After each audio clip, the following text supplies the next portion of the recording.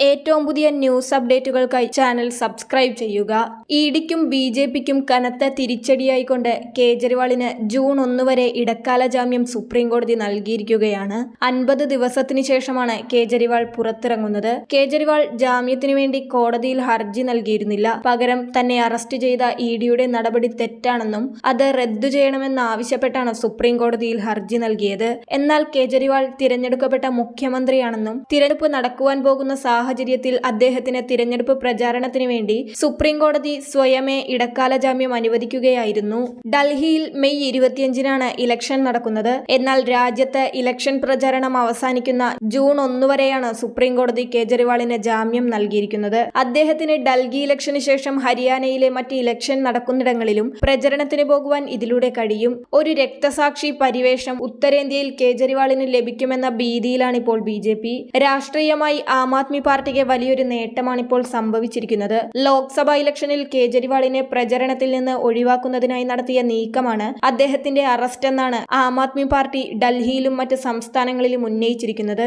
ജാമ്യം ആവശ്യപ്പെടാതെ തന്നെ സുപ്രീംകോടതി ഇടക്കാല ജാമ്യം നൽകി. അദ്ദേഹത്തിന് രാഷ്ട്രീയ പ്രചാരണം ഇനിയുള്ള 3 ആഴ്ച രാജ്യവ്യാപകമായി നടത്തുവാൻ അനുവദിച്ചത് പാർട്ടി നേതാക്കളിലും പ്രവർത്തകരിലും ആവേശം നിറച്ചിരിക്കുകയാണ്. ഇതിനു മുമ്പ് പല രാഷ്ട്രീയ പാർട്ടികളിലുള്ളവരും ജയിലിൽ കിടന്ന് പത്രിക നൽകുകയും മത്സരിക്കുകയും ചെയ്തിട്ടുണ്ട്. എന്നാൽ അവർക്കാർക്കും കോടതികൾ പ്രചാരണത്തിനായി പുറത്തേക്ക് പോകുവാൻ ജാമ്യം നൽകിയിരുന്നില്ല. എന്നാൽ കേജ്രിവാളിന് തിരഞ്ഞെടുപ്പ് പ്രചാരണം രാജ്യവ്യാപകമായി നടത്തുവാനായിട്ടാണ് സുപ്രീം കോടതി ജാമ്യം അനുവദിച്ചിരിക്കുന്നത്. അത് അദ്ദേഹം മുഖ്യമന്ത്രിയായ ഡൽഹിയിലെ 7 സീറ്റിലെ ഇലക്ഷൻ നടക്കുന്ന മെയ് 25 വരെയല്ല, രാജ്യത്തെ ഇലക്ഷൻ അവസാനിക്കുന്ന ജൂൺ 1 വരെ നൽകിയെന്നതാണ് ബിജെപിയെ കൂടുതൽ വെട്ടിലാക്കിയത്. നിലവിൽ ഡൽഹിയിലെ 7 സീറ്റും കൈവശമുള്ള ബിജെപിക്ക് ഇത് കനത്ത തിരിച്ചടിയാകും. ഡൽഹിയിൽ 4 സീറ്റ് ആം ആദ്മിക്കും 3 സീറ്റ് കോൺഗ്രസുമായി സഖ്യത്തിലായാണ് മത്സരം. കഴിഞ്ഞ തവണ ത്രികോണ മത്സരമായിരുന്നു. ഡൽഹിയിലെ നിർണായകമായ സീറ്റുകൾ ബിജെപിക്ക് കൈവിട്ടു പോകാനുള്ള സാധ്യത കേജ്രിവാൾ പുറത്തിറങ്ങിയതോടെ കൂടിയിരിക്കുകയാണ്. ഡൽഹി മദ്യനയ അഴിമതിയുമായി ബന്ധപ്പെട്ട കള്ളപ്പണ ഇടപാട് കേസിൽ മുഖ്യമന്ത്രി അരവിന്ദ് കേജ്രിവാളിന് ഇടക്കാല ജാമ്യം ഇന്ന് ഉച്ചയ്ക്ക് ശേഷമാണ് ലഭിച്ചത്. എൻഫോഴ്സ്മെന്റ് ഡയറക്ടറേറ്റിന്റെ കടുത്ത എതിർപ്പ് തള്ളിയാണ് ജസ്റ്റിസുമാരായ സഞ്ജീവ് ഖന്നയും ദീപാങ്കർ ദത്തയും അടങ്ങിയ ബെഞ്ചിന്റെ വിധി. അറസ്റ്റ് ചോദ്യം ചെയ്തുള്ള കേജ്രിവാളിന്റെ ഹർജിയിൽ സുപ്രീം കോടതി ഇടക്കാല ജാമ്യം പരിഗണിക്കുകയായിരുന്നു. രാഷ്ട്രീയക്കാരൻ എന്ന പരിഗണന വെച്ച് ജാമ്യം അനുവദിക്കാനാവില്ലെന്ന് ഇഡി നിലപാടെടുത്തു.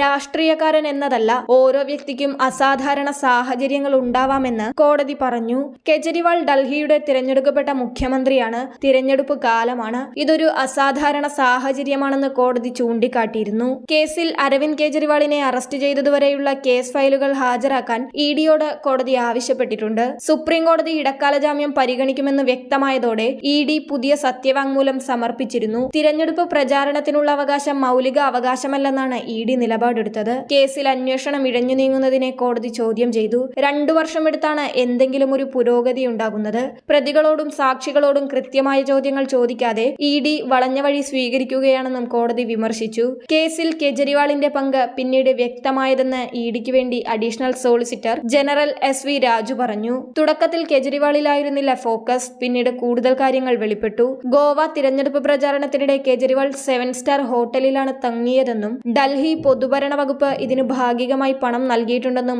SV രാജു പറഞ്ഞു. മദ്യനയ അഴിമതിയുമായി ബന്ധപ്പെട്ട് ഇഡി അന്വേഷിക്കുന്ന കള്ളപ്പണ കേസിൽ മാർച്ച് 21-നാണ് കേജ്രിവാളിനെ അറസ്റ്റ് ചെയ്തത്. തീഹാർ ജയിലിൽ കഴിയുന്ന കേജ്രിവാളിന് ലോക്സഭാ തിരഞ്ഞെടുപ്പിൽ പ്രചാരണം നടത്താൻ കഴിഞ്ഞില്ല. അറസ്റ്റ് ചോദ്യം ചെയ്തുള്ള ഹർജി ഡൽഹി ഹൈക്കോടതി തള്ളിയതിനെ ചോദ്യം ചെയ്താണ് കേജ്രിവാൾ സുപ്രീം കോടതിയെ സമീപിച്ചത്.